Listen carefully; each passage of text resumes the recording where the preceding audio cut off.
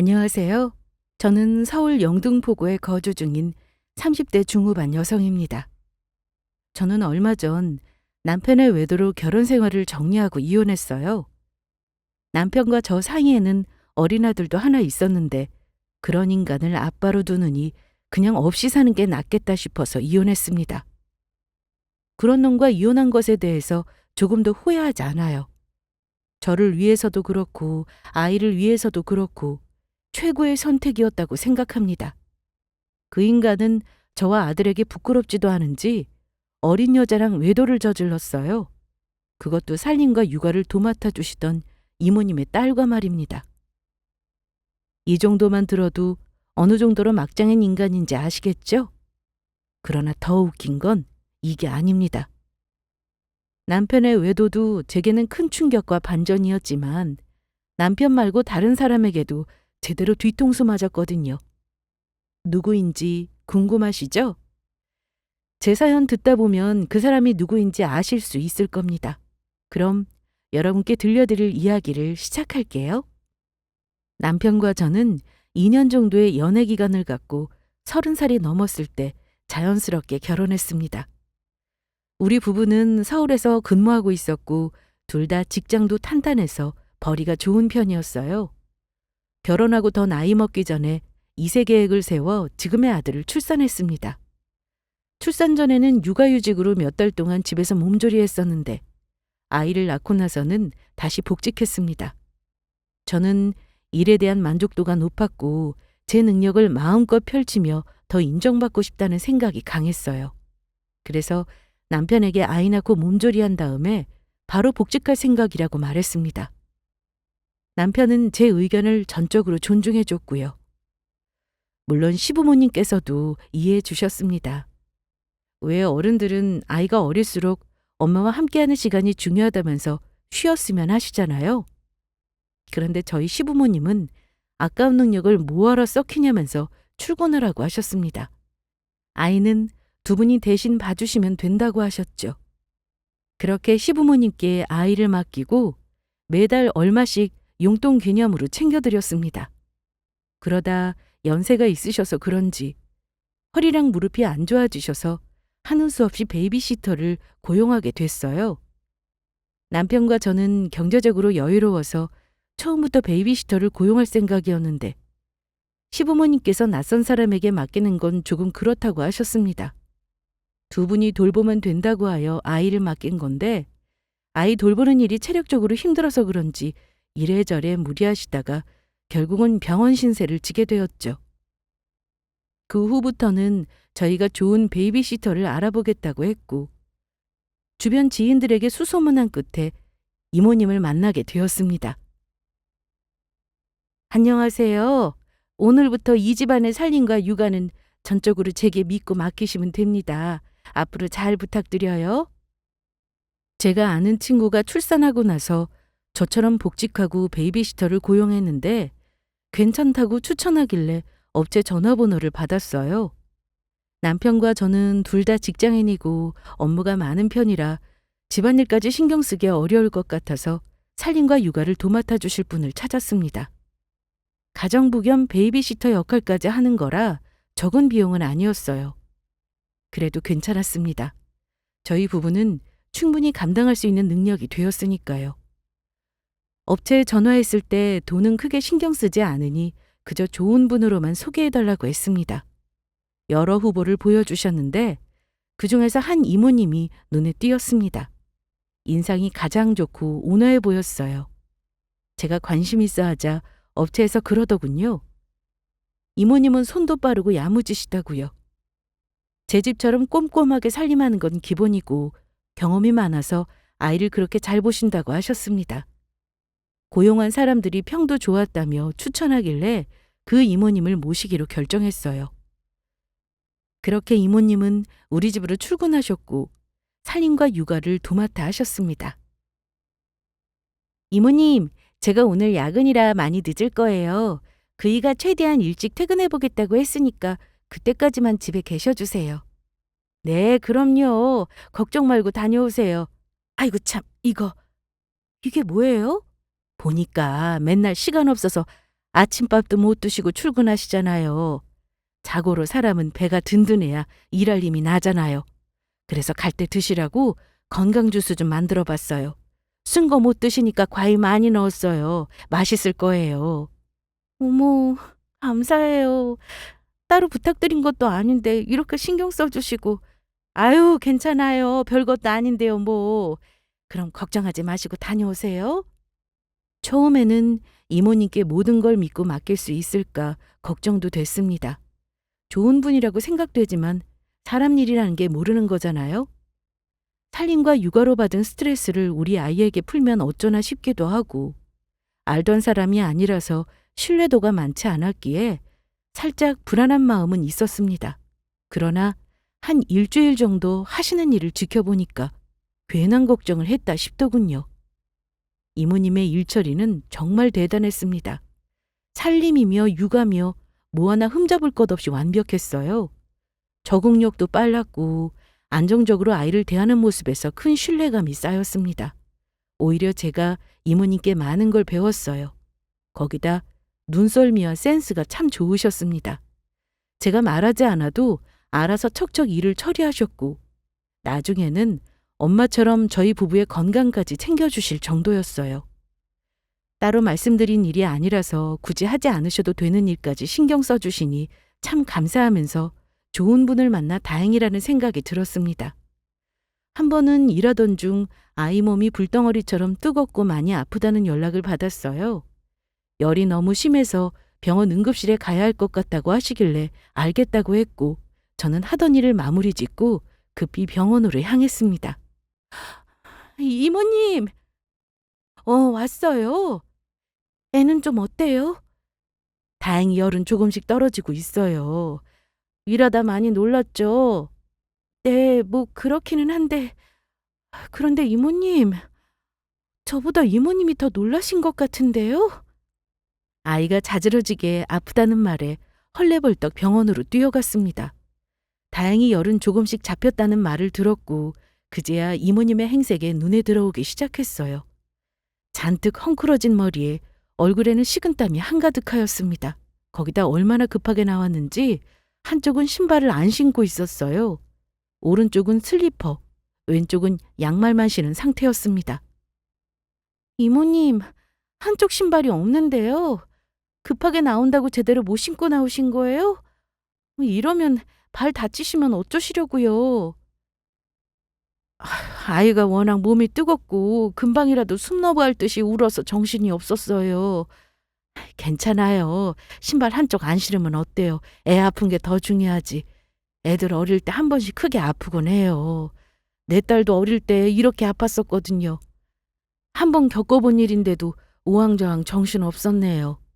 내 새끼 아픈 것처럼 어찌나 마음이 졸였는지.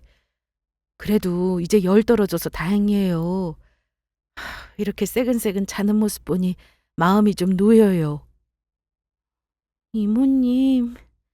우리 아이를 생각하는 이모님의 마음을 알게 된 순간 모든 걱정과 불안이 눈녹듯 사라졌습니다.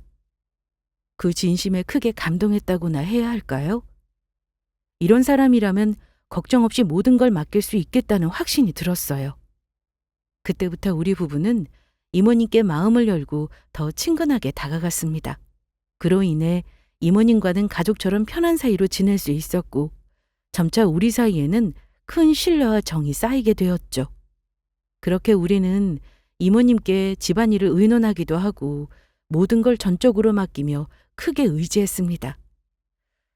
한편으로는 그게 참 감사하더군요.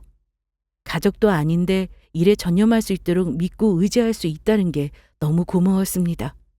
비록 일한 만큼 챙겨드리기는 했지만 이 밖에 도움될 만한 일이 있다면 기꺼이 도와드리고 싶었어요.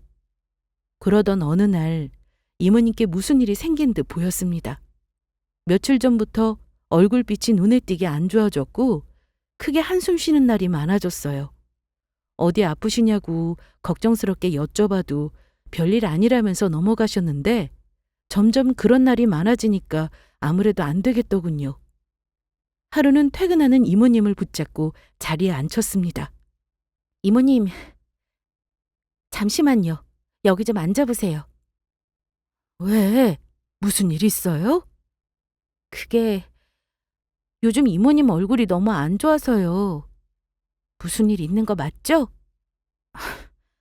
일은요, 무슨. 괜찮아요. 괜찮기는 뭐가 괜찮아요. 1년 넘게 이모님 얼굴 보고 살았는데 딱 보면 알죠. 일하다가 멍하니 생각에 잠기고 크게 한숨 쉬시잖아요. 아무래도 뭔 일 있는 것 같은데 말씀해 보세요. 참, 이걸 말해도 되나 모르겠네. 이모님은 쉽사리 털어놓지 못하고 말하기를 주저했습니다. 그래서 저는 우리 사이에 말 못할 고민이 뭐이냐면서 말해보라고 했어요. 그동안 우리 가족 고민도 다 들어주시며 도와주셨는데 우리라고 못할 게 뭐이냐고 했습니다. 그러자 이모님은 망설임 끝에 어렵사리 입을 떼셨어요. 그게 사실은 집에 일이 좀 생겼어요. 글쎄 우리 딸이 일하다가 사고를 쳤지 뭐예요. 무슨 사고요? 우리 딸이 일하다가 실수로 손님 옷을 망가뜨렸어요. 그래서 사장이 변상해 준 만큼 우리의 월급에서 차감하기로 했다는데 하필 그 손님이 입고 있던 옷들이 죄다 명품인 거 있죠? 위아래 합하니까 1,000만 원이나 되더라고요. 매달 나가는 돈에 학자금 대출도 갚아야 하고 시집갈 돈도 모아야 하는데 그 큰 돈을 월급에서 차감해버리면 우리 애는 뭐 먹고 살아요. 엄마인 내가 도와주고 싶은데 모아놓은 돈도 없고 제 월급도 다 대출금 갚는 데 들어가거든요. 그이가 살아생전에 집을 담보로 대출받은 게 있어서 그거 갚느라 허리가 휘네요. 자식이 이렇게나 힘들어하는데 도와줄 힘은 없고 너무 속상한 거 있죠? 어디 빌릴 곳도 없고 엄마가 되어서 아무것도 못 해주니 그저 미안해 죽겠어요. 이모님의 이야기를 들어보니 사정이 안 됐더군요. 열심히 일하다가 손님의 옷을 실수로 망가뜨린 건데 그게 하필 1,000만 원 돈이나 되는 명품이니까 얼마나 당황스럽겠어요. 여유가 되는 사람들에게는 아무것도 아닐 수 있지만 월급으로 한 달 먹고 사는 사람들에게는 큰 문제였습니다. 이모님께서는 부모로서 자식 일 하나 도와줄 수 없는 현실이 너무 서글프다며 펑펑 우셨어요. 그 모습을 보니 마음이 참 안 좋았습니다. 그래서 이모님을 도와드려야겠다고 생각했어요. 마침 저한테 여윳돈이 있어서 우선 그걸로 이모님을 도와드리고 싶었습니다. 1,000만 원 없다고 저한테 큰일 나는 것도 아니고 얼마든지 여유 되니까 그 정도는 무리 없었어요. 그렇게 다음 날이 되고 저는 퇴근하려던 이모님께 잠시 앉아보시라고 말한 뒤 준비한 봉투를 건넸습니다. 이게 뭐예요? 1,000만 원이요. 우선 이걸로 따님 일부터 해결하세요. 아니, 갑자기 이렇게 큰 돈을... 아유, 아니에요. 괜찮아요. 빌려주길 바라고 말한 것도 아닌데 이럴 필요 없어요. 알아요. 이모님께서 그런 마음으로 말한 게 아니란 걸. 그냥 제가 도와드리고 싶어서 그래요. 그동안 이모님 아니었으면 저 많이 힘들었을 거예요. 집안일이며 육아며 믿고 맡길 수 있어서 얼마나 감사한지 몰라요. 그 덕에 아무 걱정 없이 일에 전념할 수 있었거든요. 그래서 언젠가 도움될 만한 게 있다면 뭐라도 도와드리고 싶었어요. 제가 이모님을 얼마나 믿고 의지하는지 아시죠? 그만큼 제게 큰 힘이 되어주고 계세요. 그러니 이번 일은 제가 도와드리고 싶어요. 그럴 수 있게 해주세요. 그럼 염치 없고 미안하지만 받을게요. 내가 이 돈 받으면 안 되는 거 아는데 우리 딸 생각하니까 염치고 체면이고 그냥 다 무시하게 되네요. 정말 미안하고 고마워요. 내가 이 은혜는 절대 잊지 않고 어떻게든 꼭 갚을게요. 돌려받을 생각하고 드리는 돈 아니에요. 그냥 제 마음이니 편하게 받으셔도 돼요. 남편은 모르는 돈이거든요. 이렇게 큰 신세를 지고 어떻게 꿀꺽해요. 내가 준 것보다 더 큰 마음을 받았는데 시간이 얼마나 걸릴지 모르겠지만 여유가 되는 만큼 조금씩 나눠서라도 갚을게요. 가족도 도와주기 쉽지 않은데 정말 고마워요. 이 은혜 죽을 때까지 잊지 않을게요. 이모님은 연신 고맙다며 고개를 숙인 채 눈물을 보이셨습니다. 저는 그런 이모님의 손을 따스하게 잡아주며 힘내시라고 위로했어요. 그 뒤로 이모님은 따님의 일을 잘 해결하셨다고 했습니다. 그리고 그때부터 더 열심히 집안일과 육아에 최선을 다하셨어요. 마음 같아서는 이자까지 쳐서 갚고 싶은데 그럴 여력이 안 돼서 미안하다며 이자는 마음으로 갚겠다고 하셨습니다. 전보다 더 신경 써서 우리 부부와 아이를 챙겨주셨죠. 저희는 그럴 필요 없다고 했지만 이렇게라도 해야 마음이 편하다는 말에 알겠다고 했어요. 그렇게 이모님은 다시 예전의 모습을 되찾으셨고 저도 마음 놓고 전과 같은 삶을 살았습니다. 저는 이러한 삶이 꽤 만족스러웠어요. 일도 가정도 뭐 하나 포기하고 싶지 않았던 제게 이모님이라는 존재는 제 삶을 완성해주는 큰 요소였습니다. 직장에서 마음껏 능력 펼치고 남편과의 사이도 좋고 아이도 이모님의 케어를 받으며 잘 자라고 뭐 하나 아쉬운 게 없을 정도로 정말 완벽한 삶이었어요. 저는 지금처럼 앞으로도 이러한 시간이 계속 이어질 거로 생각했어요. 그러나 뭐든 영원한 게 없나 봅니다. 우리 가정에 조금씩 금이 가고 있다는 걸 뒤늦게 알아버린 거죠. 이모님, 앞으로 그이 집에 들어오는 시간을 저한테 몰래 알려주실 수 있나요? 밖에 나간다면 누굴 만나는지, 얼마큼 자리를 비웠는지도요. 그건 왜요? 그이한테 여자가 있는 것 같아요. 여자요? 그럴 리가요. 숭어 엄마 두고 여자가 어디 있겠어요. 일하느라 바쁜 사람인데 딴짓할 시간도 없을 것이고. 그건 차차 확인해보면 알겠죠. 저도 이모님처럼 그렇게 믿고 싶은데 이상하게 자꾸만 의심이 가요. 여자의 총 무시 못하잖아요. 저 그동안 일 때문에 바빠서 남편 잘 못 챙겼어요. 이모님 믿고 그런 것도 있지만 제가 안 챙겨줘도 다 알아서 하는 사람이니까 믿었어요. 그런데 어느 순간부터 남편 행동이 이상해요. 집에 들어오는 시간도 다르고 거짓말까지 하면서 외박한 적도 있었어요. 그럼 뭐 다른 이유가 있겠죠. 숭어 아빠가 허튼 짓 할 사람은 아니잖아요.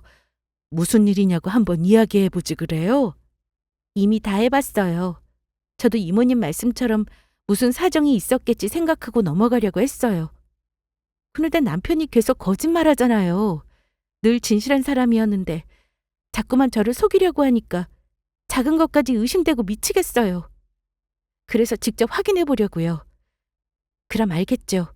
다른 것 때문에 그랬는지 여자가 있어서 그랬는지. 확실하게 짚고 넘어가지 않으면 괴로울 것 같아요. 그러니 남편 몰래 저 좀 도와주세요. 남편의 행동이 수상해서 이모님께 남편을 지켜봐 달라고 따로 부탁했습니다. 저도 이모님 말씀처럼 괜한 오해를 하는 거였으면 했어요. 그러나 이상하게 남편의 행동이 수상했습니다. 쉬는 날에도 일 때문에 바쁘다는 둥 자꾸 나가지를 않나. 거짓말까지 하면서 외박하니까 뭔가 있나 싶더라고요. 그래서 몰래 남편 핸드폰을 살펴보기도 했는데 이상하리만큼 깨끗했습니다. 자동차 블랙박스도 그렇고 내비게이션 기록도 깔끔했습니다. 마치 철저하게 다 지우고 들어온 사람처럼요. 평소에 안 하던 짓 하면 뭔가 있는 거잖아요. 애 낳고 살다 보면 배우자 표정만 봐도 무슨 생각인지 딱 압니다. 남편은 분명 저를 속이고 있는 게 있었어요. 마음 같아서는 24시간 몰래 졸졸 따라다니고 싶은데 제 직업 특성상 그럴 수 없었습니다. 맡아서 진행하고 있는 프로젝트도 있어서 쉬는 건 상상할 수 없었어요. 일할 시간도 부족해서 야근과 늦은 퇴근을 밥 먹듯이 하는데 제가 어떻게 남편을 감시할 수 있겠습니까? 방법은 이모님께 도움을 청하는 것뿐이었어요. 이모님은 남편이 그럴 리 없다며 굳이 이렇게까지 해야 하냐고 하셨지만 저는 반드시 확인해야 했습니다. 그래야 이 찜찜한 기분이 풀어질 것 같았어요. 이모님은 정 그렇게 신경 쓰인다면 도와주시겠다고 하셨고 이날부터 남편이 몇 시에 퇴근했는지 언제 집을 나갔는지 제게 다 알려주셨습니다. 저는 일하는 와중에도 틈틈이 이모님의 연락을 확인했어요. 그렇게 약 보름 정도 남편이 집에 들어오고 나가는 시간을 전달받았는데 별다른 특이점을 찾을 수 없었습니다. 그러다 하루는 이모님에게 이상한 말을 듣게 되었어요. 그날은 평일이었고 저는 갑작스런 출장으로 지방에 내려가게 됐습니다. 아무래도 며칠 동안 집을 비우게 돼서 불안한 마음이었어요. 그래서 이모님께 잘 좀 부탁드린다는 말씀을 남겼죠. 이모님은 걱정하지 말라며 남편이 집에 귀가하는 시간을 꼬박꼬박 알려주셨습니다. 바쁜 일정을 소화하면서도 이모님의 연락을 틈틈이 확인했어요. 이날도 남편이 일찍 귀가해서 아이와 쉬고 있다는 연락을 받았고 저는 마음 놓고 늦은 저녁을 먹으러 동료와 호텔 근처로 향하던 중이었습니다. 그런데 앞에 남편과 비슷한 사람이 걸어가고 있더군요. 그 사람은 어떤 여자와 정답게 팔짱을 끼고 걸어가고 있었고 남편과 닮은 사람인가 싶었는데 이상하게 자꾸만 시선이 갔습니다. 자세히 쳐다보니 세상에나 제 남편이 맞더군요. 남편은 어떤 여자와 정답게 이야기를 나누며 호텔에 들어갔습니다. 그 광경을 목격하는 순간 심장이 쿵쾅거리면서 다리에 힘이 그대로 풀려서 휘청거렸어요. 옆에 있는 동료가 괜찮냐며 부축했고 저는 정신 나간 사람처럼 동료의 손을 뿌리치고 황급히 호텔 안으로 들어갔어요. 그러나 남편과 내연녀의 모습은 온데간데 없이 사라진 상태였습니다. 아무리 주변을 두리번거려도 보이질 않았어요. 내가 방금 뭘 본 거지? 헛것을 본 건가? 정신이 혼미해지기 시작했어요. 이모님은 분명 남편이 집에 들어와서 쉬고 있다고 하셨는데 내 눈앞에 있던 사람은 누구인가 싶었습니다. 그리고 떨리는 손으로 이모님께 전화를 걸었어요. 이모님, 저예요. 남편은요? 내가 보낸 문자 못 받았어요. 아까 집에 들어와서 쉬고 있다고 문자 보냈는데 답장 없어서 본 줄 알았어요. 집에서 쉬고 있어요? 지금도요? 지금은 저녁 먹고 방에서 일하고 있어요. 왜요? 아니에요. 그냥 궁금해서. 남편이 퇴근했는데 아직까지 퇴근 안 하신 거예요? 승우 아빠 혼자서 어떻게 애를 봐요. 나 없으면 애 보느라 저렇게 집에서 일도 못 하는데. 나는 뭐 집에 가봤자 딱히 할 것도 없어서 늦게 가도 괜찮아요. 그리고 승우 엄마, 이제 승우 아빠 그만 의심해요. 퇴근해서 어디 안 새고 집에 잘 들어오잖아요. 여자가 있다면 이렇게 승우 엄마 출장 갔을 때 외박해야 하는 거 아니에요? 꼬박꼬박 집에만 잘 들어오는 걸로 봐서는 여자 같은 거 없는 게 확실해요. 아, 네. 그런가 보네요. 그냥 제가 조금 예민했었나 봐요. 그럼 이따가 조심히 퇴근하세요. 저는 또 연락드릴게요. 전화를 끊고 이게 무슨 상황인가 곰곰이 생각했습니다. 저는 헛것을 본 게 아니었어요. 분명 제 남편이 맞았습니다. 그런데 이모님은 왜 남편이 집에 들어왔다고 거짓말하는 건지 의아하더군요. 며칠 후 출장에서 돌아온 저는 곧장 경비실로 향했습니다. 그리고 아파트 단지와 주차장 CCTV를 확인해 봤어요. 그동안 이모님께서 알려주신 남편의 퇴근 시간이 맞는지 확인하기 위해서요. 그리고 확실하게 알게 되었습니다. 이모님은 제게 거짓말을 하고 계셨다는 것을요. 남편이 주차장으로 들어오는 모습과 이모님께서 알려주신 시간은 너무도 달랐어요. 심지어 제가 그날 호텔 입구에서 남편을 본 날, 그날 역시 남편은 집에 들어오지 않았습니다. 이모님이 왜 날 속이고 남편을 도와주고 계시는 걸까? 나는 이모님을 믿고 의지했는데 왜 날 속이는 걸까? 머리며 마음이 너무도 복잡했어요. 그날 이후 저는 더 이상 이모님의 문자를 믿지 않았습니다. 당장이라도 왜 날 속였냐며 묻고 싶었지만 꼬리를 끊고 사라지면 어쩌나 싶어서 우선 모르는 척 했어요. 그리고 따로 업체를 통해 남편의 뒤를 캤습니다. 역시 돈이 좋긴 좋더군요. 주는 만큼 일 하나는 확실히 해왔어요. 사진으로 처음 본 남편의 내연녀는 저보다 어린 여자였습니다. 젊고 예뻤어요. 제 두 눈으로 젊은 여자랑 호텔에 들어가는 모습을 봤음에도 불구하고 억장이 무너져 내렸습니다. 모든 게 완벽한 삶이라고 생각했는데 그게 아니란 사실에 너무도 허탈하고 허망했어요. 난 그동안 무엇 때문에 이렇게 열심히 살아온 걸까? 남편이 젊은 여자랑 바람 피우고 있는 것도 모르고 바보같이 일만 했던 걸까? 철저하게 배우자를 믿은 내가 잘못된 걸까? 별의별 생각들이 저를 탓하고 괴롭혔습니다. 도저히 맨정신으로 버틸 힘이 없어서 술을 진탕 먹고 집에 들어갔어요. 집에 남편은 없었고 이모님과 아이뿐이었습니다. 이모님은 방에서 아이를 재우고 나오시다 술에 취해 비틀거리는 저를 부축하셨습니다. 그러면서 왜 이렇게 술을 많이 마셨냐고 걱정하시더군요. 아이고 승엄마, 이게 무슨 일이야? 뭔 술을 이렇게 마셨어? 오늘 회식이라도 있었어? 아무리 그래도 몸도 못 가눌 정도로 마시면 어떡해? 이렇게라도 마시지 않으면 못 견딜 것 같아서요. 오늘 남편의 내연녀를 봤거든요. 내연녀? 직접 만나기라도 한 거예요? 아니요. 사진으로만 봤어요.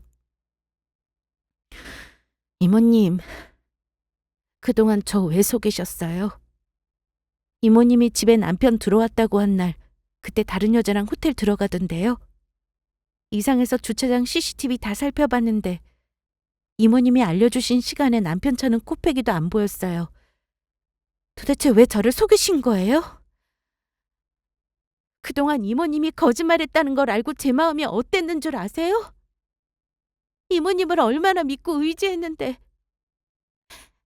남편도 그렇고 이모님도 그렇고 어떻게 나를 배신할 수 있어요?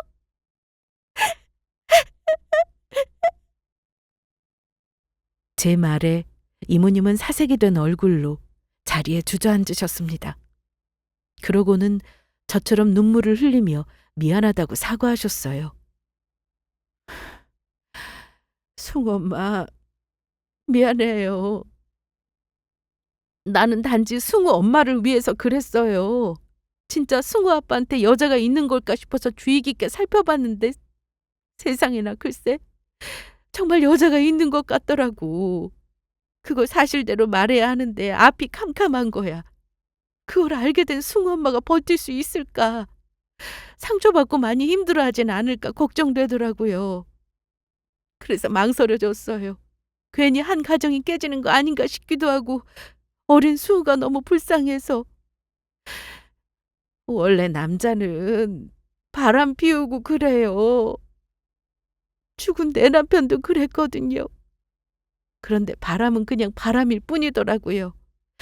시간 지나면 언제나 그랬냐는 듯 다시 제자리로 돌아왔어요. 그래서 나만 조용히 하면 괜찮을 거라 생각했어요.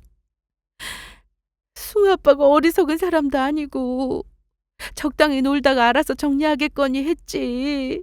그래도 내가 사실대로 말했어야 하는 건데. 승우 엄마 위한다고 주제넘게 굴어서 미안해요. 그래도 말씀하셨어야죠. 그래도 제가 아내인데 남편이 바람 피우는 건 알아야 할 거 아니에요. 이모님 말씀만 믿고 제가 괜한 오해하는 거라고 생각했어요. 그래서 다시 잘 지내보려고 했는데 이게 뭐예요? 하마터면 바람 피우는 남편한테 속아서 바보와 같이 지낼 뻔했잖아요. 눈 가리고 아웅한다고 일이 해결돼요? 바람 피운 사실이 없어지는 것도 아니잖아요. 속인 건 미안하지만 난 정말 승우 엄마를 생각해서 그런 거예요. 다른 뜻은 없어요. 이모님은 저를 위해서 거짓말했다고 하셨지만 저는 너무도 큰 배신감과 상처를 받았습니다. 술도 마셨겠다. 감정이 소용돌이처럼 마구 휘몰아쳤고 그간 마음고생한 것까지 합쳐서 서럽게 울어댔어요.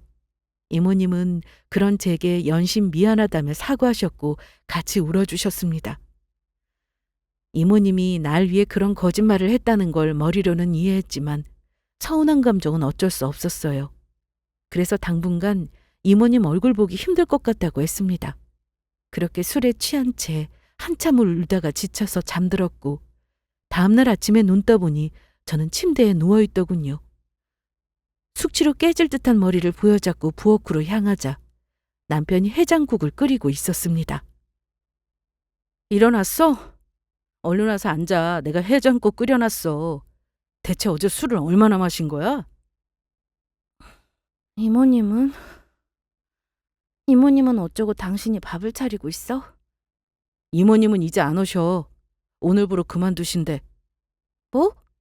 그게 무슨 소리야? 나한테는 그런 말씀 없으셨는데? 나도 모르겠어.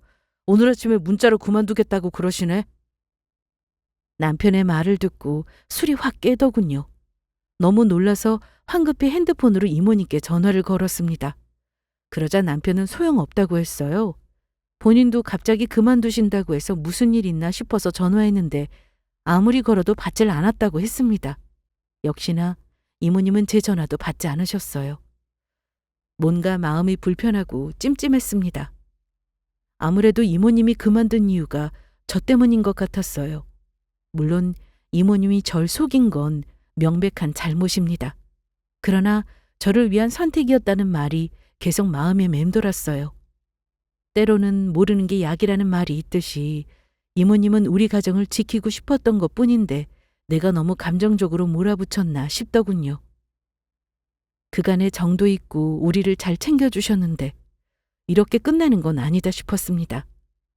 바람 피운 남편은 용서 못해도 나와 아이를 지키기 위한 이모님의 거짓말은 용서해도 되지 않을까 하는 마음이 들었어요. 하루 종일 고민 끝에 이모님을 만나 이야기를 나눠야겠다고 결심했습니다. 매듭 지은 것도 없이 이렇게 마무리하는 건 아닌 것 같더군요. 그날 저녁 퇴근하자마자 이모님의 이력서를 찾았고 그곳에 적힌 주소로 향했습니다. 빈손으로 가기 뭐해서 과일 바구니를 하나 사서 갔습니다. 두리번거리며 이모님의 집을 찾았고 마침내 이모님이 사시는 빌라가 보였어요. 계단을 오르며 천천히 올라가는데 순간 위층에서 문이 열리며 누군가 나오는 소리가 들렸습니다. 이모님, 이만 가보겠습니다. 나오시지 마세요. 아유, 우리 예비사위 간다는데 어떻게 안 나와봐. 그나저나 언제까지 이모님이라고 부를 거야. 이제 편하게 장모님이라고 불러야지. 장모님이요? 그래, 장모님. 어차피 이혼할 거 아니야? 난 그냥 내 사위다 이렇게 생각하고 있어. 승우 엄마가 김서방한테 여자 있다는 거 다 알았는데 이혼 안 하고 가만히 있을 사람이 아니잖아. 그동안 내가 두 사람 만나는 거 감춰주려고 얼마나 애먹었었는데 이혼 준비하라고 시간까지 벌어주고. 물론 승우 엄마가 끝까지 몰랐으면 좋겠지만 일이 이렇게 된 걸 어쩌겠어. 아무튼 이제 우리 한 식구 되는 건 시간 문제니까 편하게 부르면서 지내자고. 그래, 오빠. 빨리 이혼하고 나랑 결혼하자. 승우 조금이라도 어릴 때 정리하면 좋잖아. 이건 틀림없이 남편과 이모님의 목소리였습니다. 떨리는 마음으로 고개를 들어 위층 계단을 쳐다봤어요. 계단 난간 틈으로 남편과 이모님의 모습이 보였습니다. 그리고 그 옆에는 사진으로 본 남편의 내연녀도 있었죠. 이모님을 용서하러 왔는데 생각지도 못한 반전에 머리가 멍해졌습니다. 온몸에 힘이 풀리면서 들고 있던 과일 바구니를 떨어뜨리고 말았어요. 우당탕 과일들이 계단 밑으로 굴러갔고 그 소리에 그들은 고개를 돌려 계단 쪽을 쳐다봤습니다. 그리고 충격받은 얼굴로 서 있는 저와 눈이 마주쳤죠. 여보. 아이고, 승우 엄마. 남편과 이모님은 귀신이라도 본 사람처럼 하얗게 질려서 저를 쳐다봤어요. 저는 비틀거리는 다리로 어렵게 계단을 올라갔습니다. 그렇게 젊은 여자가 좋디? 그래서 누구 딸인 건 상관없이 바람 피운 거야? 여보, 그게 아니라 우선 진정해. 이게 어떻게 된 거냐면 닥쳐, 이 쓰레기 같은 놈아! 순간적으로 참을 수 없이 화가 났습니다. 뚫린 입이라고 어떻게든 변명하려는 모습이 추악해 보였어요. 그래서 남편의 뺨을 때렸습니다. 그러자 내연녀가 소리를 깍 지르며 뭐 하는 거냐고 제게 소리쳤어요. 지금 이게 뭐 하는 거예요? 말로 하면 되지 때리길 왜 때려요? 오빠, 괜찮아? 네 오빠 걱정할 때가 아닌 것 같은데 너도 한 대 맞아야 하거든.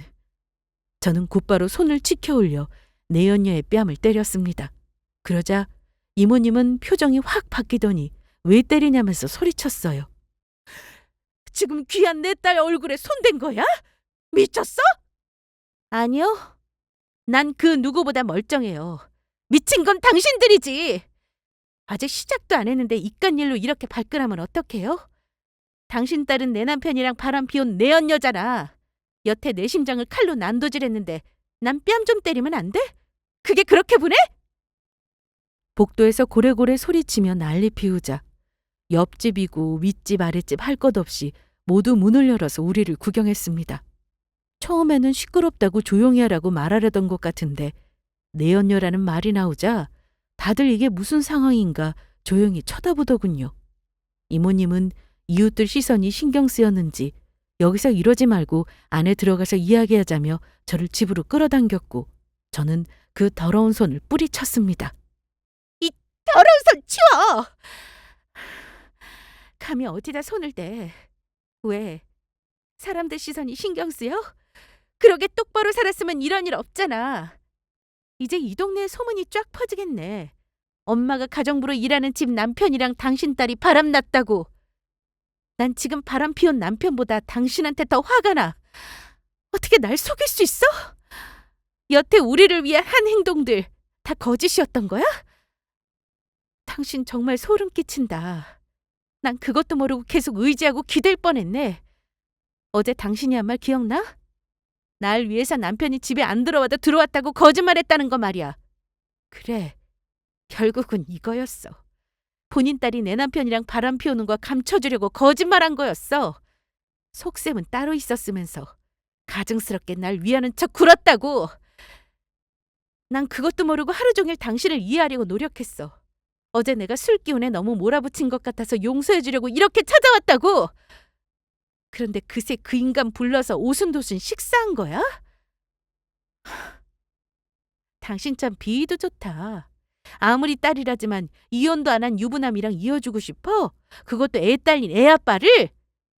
그놈의 바람! 유부남이랑 바람 피우는 게 그렇게 죽을 죄야? 나도 내 딸이랑 승우 아빠 만난다는 사실 알고 많이 놀랐어. 하지만 뭐 어쩌겠어. 내 딸 좋아하는 사람이라는데 잘 되도록 도와줘야지. 이왕 이렇게 알게 된 거 시간 끌 거 없이 얼른 이혼해. 더 이상 귀한 내 딸 내연녀 만들지 말고. 뭐라고? 왜? 재혼하는 꼴 보기 싫어서 이혼 안 해주고 버티려고? 그래봤자 손해보는 건 승우 엄마야. 이 모든 일이 다 내 딸 때문에 벌어진 일 같지? 웃기지 마. 이건 다 승우 엄마 잘못이야. 그러게 애 엄마가 무슨 일을 한다고 설쳐. 조용히 애나 보면서 살림이나 할 것이지. 남편 간수 잘했으면 이런 일 없었을 거 아니야. 딸 간수 못한 당신 잘못은 아니고 뚫린 입이라고 아무 말이나 짓거리지 마. 그런다고 당신들 잘못이 없어질 것 같아? 우리는 불륜이 아니라 사랑이에요. 뭐 이런 말을 하고 싶나 본데 여기 구경하고 있는 사람들 눈 좀 봐. 다들 벌레보다 보고 있잖아. 뭐 벌레? 내 딸한테 함부로 말하지 마. 사람 마음이 원하는 대로 움직이는 것도 아니고 어쩌다 보니까 이렇게 된 것뿐이야. 어차피 두 사람 일 때문에 바빠서 서로 신경 쓸 시간도 없었잖아. 그저 애 때문에 정으로 사는 거 아니었어?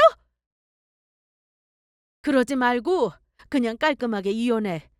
승우는 내 딸이 친엄마 못지않게 잘 키워줄 거야. 그럼 승우 엄마는 지금처럼 열심히 일하면서 살면 되잖아. 한 달에 한 번씩 승우 보면서. 도와준 은혜는 잊지 않고 꼭 갚겠다더니 이런 식으로 갚겠다? 내가 이러려고 1,000만 원 빌려준 거 아니야. 아주 이자까지 쳐서 제대로 갚아주려는 모양인데 잘 들어. 당신이 원하는 대로 난 저 인간이랑 이혼할 거야. 괜한 복수심으로 쓰레기 같은 놈 내 아이 아빠로 둘 수 없거든. 그리고 더러운 내연녀 손에서 자라게 할 생각도 없어.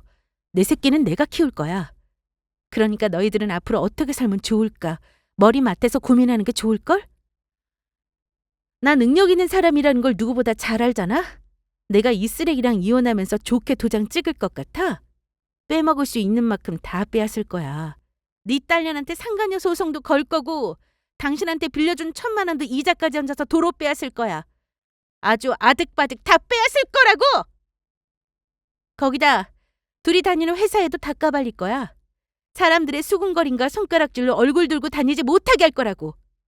그럼 자연스럽게 회사도 그만두겠지? 근데 지금 보니까 이사도 가야겠네. 동네에 소문 쫙 퍼져서 살 수 있겠어? 내 언녀 딸을 둔 엄마로 얼굴 들고 다닐 자신 있냐고. 너 어디 한번 그러기만 해. 회사에 소문나면 내가 가만히 있을 것 같아? 이 나라에 법이 왜 있는데?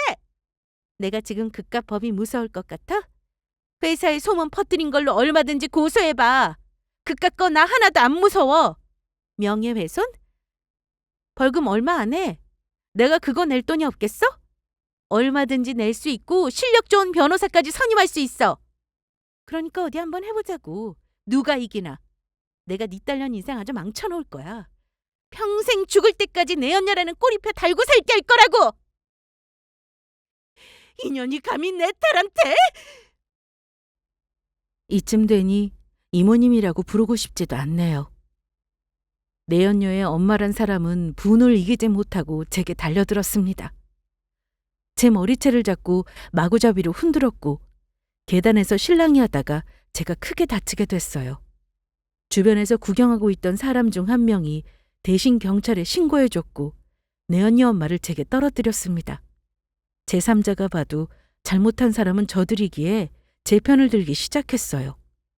그렇게 경찰이 출동하고 저는 폭행으로 고소했습니다. 병원 가서 진단서도 떼고 이혼 준비도 들어갔어요. 고맙게도 구경하던 이웃 주민분들 중 한 분이 증인까지 해주신다고 하셨습니다. 그 전에 모아놓은 불륜 증거들도 있어서 바로 이혼 소송 들어갔고 위자료 문제로 시간이 조금 걸렸지만 제가 받을 수 있는 만큼 다 챙겨받았어요. 그리고 상간녀 소송과 그 엄마의 폭행 고소까지 아주 바쁘게 지냈습니다. 죽어도 합의 안 해준다고 버텼고요. 내연녀 회사와 남편 회사에 불륜 소문까지 냈어요. 제가 직접적으로 밝히면 명예훼손으로 걸려서 피곤해질 수 있다는 변호사의 조건을 듣고 머리 좀 썼습니다. 그 둘의 회사에 찾아가서 여직원들이 모여있는 곳에서 전화 통화하는 척하며 둘의 불륜 사실을 이야기했어요. 그러자 그 직원들이 저 대신 여기저기 소문을 퍼뜨렸고 얼굴도 못 들고 다닐 정도로 상황이 심각해졌습니다. 급기야는 회사 이미지 문제로 잘리게 되었다더군요. 저한테 일부러 소문낸 거라고 막 따지면서 명예훼손 들먹였는데 저는 그냥 회사 앞에서 통화한 게 다라며 소문 퍼뜨리지 않았다고 밀고 나갔어요. 누가 들어서 소문낸 것까지 내가 어떻게 다 관리하냐면서 따지니까 씩씩거리며 아무 말도 못했습니다. 나중에는 상황이 불리해지자 남편과 헤어지겠다며 싹싹 빌었고 제발 엄마와 합의해달라고 울고불고 매달렸어요. 남편 역시 한눈 팔아서 미안했다며 본인을 용서하고 다시 받아달라고 했습니다. 사랑 어쩌고 할 때는 언제고 돈 잃고 회사 잘리니까 그제서야 서로를 헌신짝 버리듯 버리더군요. 참 간사한 사랑이죠? 아무튼 저는 끝까지 그들이 벌받는 꼴을 지켜볼 생각입니다. 제 이야기가 여러분께 속 시원한 사이다가 되었으면 하네요. 그럼 지금까지 긴 사연 들어주셔서 감사합니다.